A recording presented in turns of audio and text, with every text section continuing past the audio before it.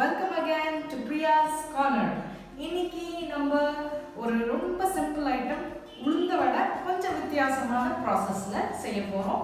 ஆனா எண்ணெய் ஊறியாம செய்ய போறோம். அதுதான் ஸ்பெஷாலிட்டியே.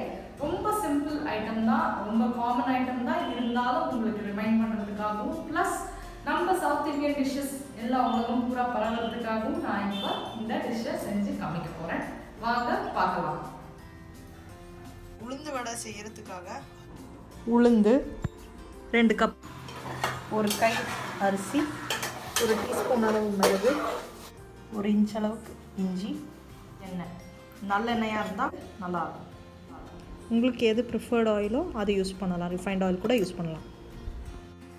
ஸோ இந்த மாதிரி இந்த அரிசியை இதோட சேர்த்து ஊற வைக்கிறத மறந்துட்டிங்கன்னா பை சான்ஸ் சும்மா 1 டீஸ்பூன் ஆஃப் அரிசி மாவு வீட்டில் இருந்ததுன்னா, அரிசி அரைச்சது மாவு இல்லைன்னா கடையில் வாங்கின மாவு, அந்த 1 டீஸ்பூன் ஆஃப் அரிசி மாவையும் யூஸ் பண்ணிக்கலாம். இது ஒரு டிப், ஞாபகம் வச்சுக்கோங்க. உளுந்த வடைக்கு ஊற வச்சிருந்த உளுந்தையும் கொஞ்சோண்டு அரிசியையும் சேர்த்து ஊற வச்சுருந்தா அதையும் சேர்த்து அரைச்சிடணும். அப்படி அரிசி கொஞ்சம் ஒரு கை ஊற வச்சிருந்தில்லைன்னா கொஞ்சோண்டு 1 டீஸ்பூன் அளவுக்கு அரிசி மாவை சேர்த்துக்கலாம். 1 இன்ச் அளவுக்கு இஞ்சி சேர்த்துக்கோங்க. இதில் இஞ்சி 1 இன்ச் அளவுக்கு சேர்க்கணும். And then pepper 1 teaspoon pepper, அதையும் இதுலேயே சேர்த்துருங்க. ஸோ இது வந்து பிளெயின் உளுந்த வடை கிடையாது, இது கொஞ்சம் அந்த ஆஞ்சநேயர் இதுக்கு செய்கிற மாதிரியான உளுந்த வடை. ஆனால் ரொம்ப டேஸ்ட்டாக வரும், எண்ணெய் அவ்வளோவா சக் பண்ணாது, ரொம்ப நல்லா வரும். இதை வந்து அரைக்கும் போது ரொம்ப தின்னாக அரைக்காதீங்க. தண்ணி வந்து சும்மா கையில் எடுத்து போடுற அளவுக்கு இருக்கணும். ரொம்ப தண்ணி ஆட் பண்ண அது ரொம்ப எண்ணெய் வலிக்கும். அதனால் நீங்கள் இது நல்ல கரெக்டான கன்சிஸ்டன்சியில் அரைச்சிக்கணும். இந்த மாதிரி கன்சிஸ்டன்சியில் அரைச்சிக்கணும்.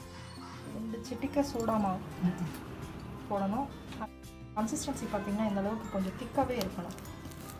பாருங்கள், இந்த கன்சிஸ்டன்சி கொஞ்சம் தண்ணியானா கொஞ்சம் அரிசி மாவு ஆட் பண்ணிக்கோங்க. இல்லைன்னா எண்ணெய் வலிக்கும், அது கொஞ்சம் கஷ்டமாக இருக்கும். ஆனால் கொஞ்சம் பார்த்து அரைக்கணும், அவ்வளோதான். கொஞ்சம் தண்ணி ஆயிடுச்சுன்னா இது கரெக்டாக வச்சுக்கோங்க.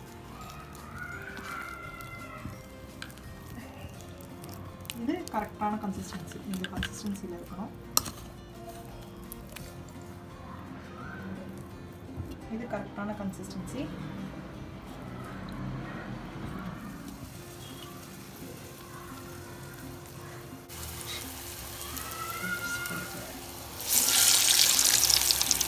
இந்த வடை வந்து கொஞ்சம் சின்ன சைஸில் தான் போடணும், ரொம்ப பெருசாகவும் போடக்கூடாது.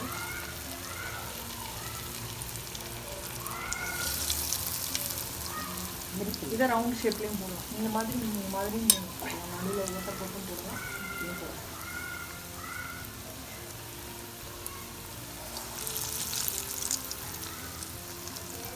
ரிஃபைண்ட் ஆயிலில் இல்லைன்னா ஜிஞ்சி ஆயில், அதாவது நல்லெண்ணெயிலையும் வறுக்கலாம். நாங்கள் நல்லெண்ணெயிலாம் வறுத்துட்ருக்கோம்.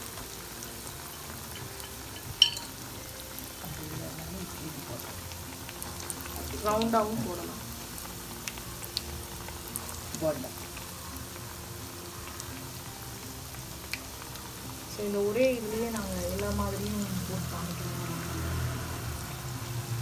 இது டேஸ்ட் ரொம்ப நல்லாயிருக்கும். அதே மாதிரி எண்ணெய் ரொம்ப வலிக்காது. எண்ணெய் வலிக்காமல் இருக்கணும்னா நான் சொன்ன கன்சிஸ்டன்சி தான் பார்த்துக்கோங்க. கன்சிஸ்டன்சி லைட்டாக தண்ணி ஆயிடுச்சுன்னா மேக் ஷூர் கொஞ்சோண்டு அரிசி மாவு ஆட் பண்ணிக்கணும். லைட்டாக ப்ரௌன் ஆக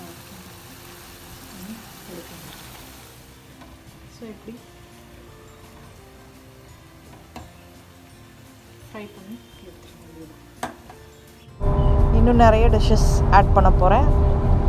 குஜராத்தி டிஷ்ஷஸ், ராஜஸ்தானி டிஷ்ஷஸ், அதுக்கடுத்து Karnataka dishes. Already few Karnataka dishes add பண்ணியிருக்கேன். அண்ட் தென் மற்ற நார்த் இந்தியன் டிஷ்ஷஸ், இது இல்லாமல் ஆந்திரா டிஷ்ஷஸ். இது ரெகுலராக என்னென்ன items Andhra dishes, for example pesarattu வந்து அவங்களுக்கு ரெகுலர், ஆனால் நம்ம என்னைக்காவது ஒரு நாள் செய்வோம். ஸோ அந்த மாதிரியான ஐட்டம்ஸ் ஃபார் யுவர் ஐடியா நான் போட போகிறேன்.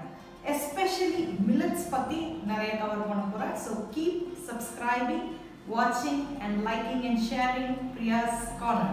Bye. Thank you.